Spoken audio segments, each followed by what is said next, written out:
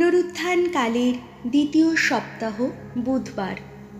প্রথম পাঠ শিষ্যচরিত 5 অধ্যায়, পদ সংখ্যা 17 থেকে 26। প্রেরিত দূতদের অলৌকিক কারামুক্তি, তাঁদের নির্ভীক বাণী প্রচার। সাধারণ মানুষের ওপর প্রেরিত দূতদের প্রভাব দিন দিন বাড়ছে দেখে মহাযাজক ও তাঁর দলের সমস্ত লোকেরা, অর্থাৎ সাধুকী সম্প্রদায়ের লোকেরা ঈর্ষায় জ্বলতে লাগলেন। এ ব্যাপারে একটা কিছু করতে তৎপর হয়ে উঠলেন। তারা তখন প্রেরিত দূতদের গ্রেপ্তার করে হাজতখানায় আটকে রাখলেন। কিন্তু রাত্রে প্রভুর এক দূত এসে কারাগারের দরজা খুলে দিলেন এবং তাদের বাইরে এনে বললেন, এবার তোমরা যাও, মন্দিরের মধ্যে গিয়ে তোমরা সকলের সামনে দাঁড়িয়ে নবজীবনের বিষয়ে তোমাদের যা কিছু বলার আছে তা সকলকে শোনাও। প্রেরিত দূতেরা তাই করলেন। ভোরবেলায় তারা মন্দিরের মধ্যে গিয়ে উপদেশ দিতে লাগলেন। এদিকে মহাযাজক ও তাঁর দলের লোকেরা একসঙ্গে এসে মহাসভার অর্থাৎ ইসরায়েল জাতির সমগ্র প্রবীণ পরিষদের বিশেষ অধিবেশন আহ্বান করলেন। তারপর প্রেরিত দূতদের নিয়ে আসবার জন্যে তারা কারাগারে লোক পাঠালেন। সেখানে গিয়ে মহাসভার লোকজন কিন্তু কারাগারে তাদের দেখতে পেল না। তারা ফিরে এসে জানালো, আমরা দেখলাম কারাগার ভালোভাবেই বন্ধ করা রয়েছে, প্রহরীরাও দরজায় দরজায় পাহারা দিচ্ছে, কিন্তু দরজা খুলে ভেতরে কাউকেই আমরা পেলাম না। এই খবর শুনে মন্দিরপাল ও প্রধান যাজকেরা দিশেহারা হয়ে ভাবতে লাগলেন, প্রেরিত দূতদের এ আবার কি ঘটল? এই সময় হঠাৎ একটি লোক এসে তাদের জানালো, আপনারা যাদের কারাগারে আটকে রেখেছিলেন তারা তো এখন মন্দিরে দাঁড়িয়ে সকলকে উপদেশ শোনাচ্ছে। তখন মন্দিরপাল লোকজন সঙ্গে নিয়ে সেখানে গেলেন। তিনি প্রেরিত দূতদের সঙ্গে করে নিয়ে এলেন, তবে তাদের ওপর তিনি কোনো রকম বল প্রয়োগ করলেন না, কারণ তার দলের সবাই জনসাধারণকে ভয় করত যদি তারা তাদের পাথর ছুঁড়ে মারে। প্রভুর বাণী, শাম সঙ্গীত, ধুয়ো। দিনজন ডাকলেই প্রভু সাড়া দেন, ভগবানের প্রশস্তি গান গাইব অনুক্ষণ, সততই আমার কণ্ঠে বেজে উঠবে তাঁর গুণগান। ভগবানই আমার গৌরব, শুনুক নম্র চিত্ত যারা, আনন্দিত হোক। ধুয়ো। দিনজন ডাকলেই প্রভু সাড়া দেন, তোমরা আমার সঙ্গে ভগবানের গাও জয়গান।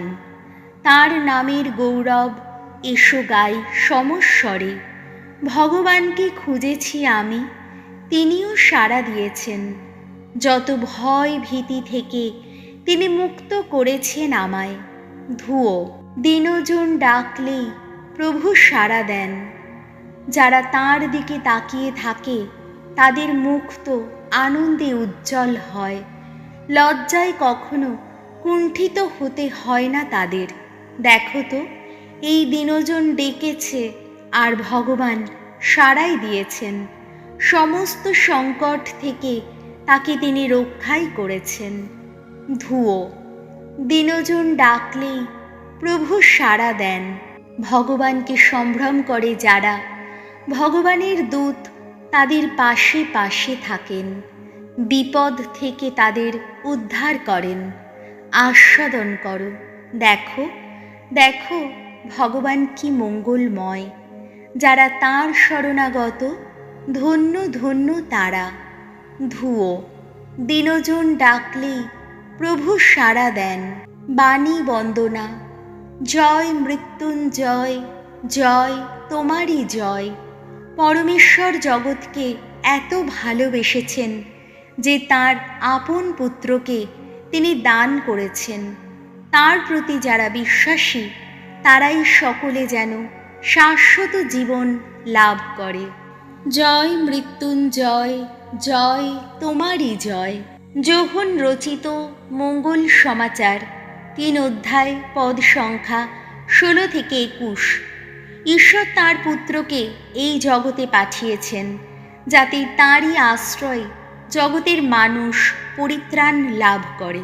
ঈশ্বর জগৎকে এতই ভালোবেসেছেন যে তার একমাত্র পুত্রকে তিনি দান করে দিয়েছেন, যাতে যারা তাকে বিশ্বাস করে তাদের কারও যেন বিনাশ না হয়, বরং তারা সকলেই যেন লাভ করে শাশ্বত জীবন।